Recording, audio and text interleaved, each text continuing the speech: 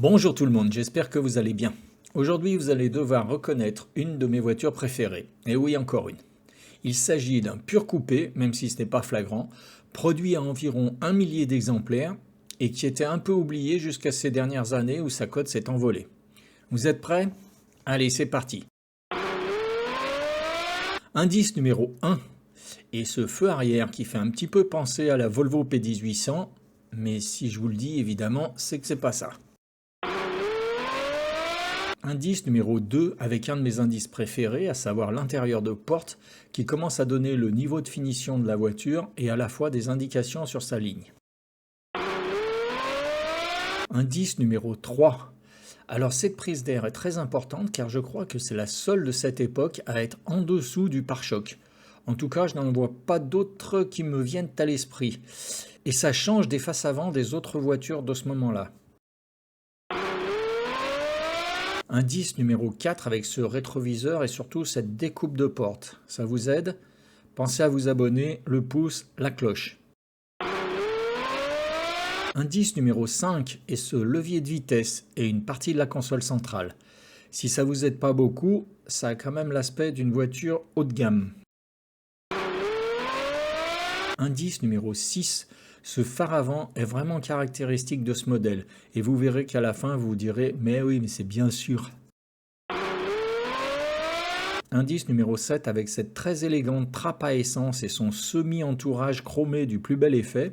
Dites-moi en commentaire quel indice vous a mis sur la voie ou vous a permis d'identifier le modèle.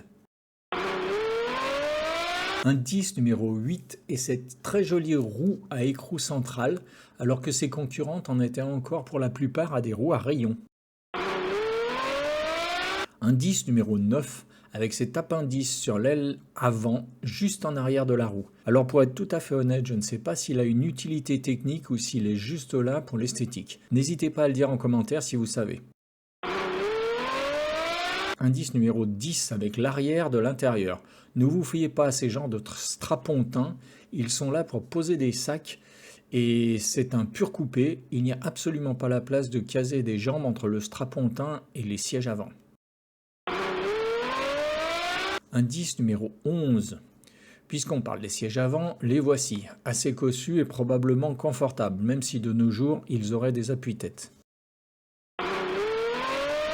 Indice numéro 12, avec ce très beau et prestigieux moteur placé à l'avant, dont je ne vous donnerai pas plus de détails pour le moment pour ne pas trop vous faciliter la tâche. Indice numéro 13, que dire de ce sublime tableau de bord et de ce volant dont j'ai retiré le logo central, mais il reste quand même un indice sur un mano qui vous donnera la nationalité du modèle. Indice numéro 14 pour ceux qui ne l'auraient pas encore, avec l'arrière d'un modèle probablement plus ancien et ses jantes à rayons. Et voilà même tout le tableau de bord avec le sigle sur le volant pour ceux qui chercheraient toujours.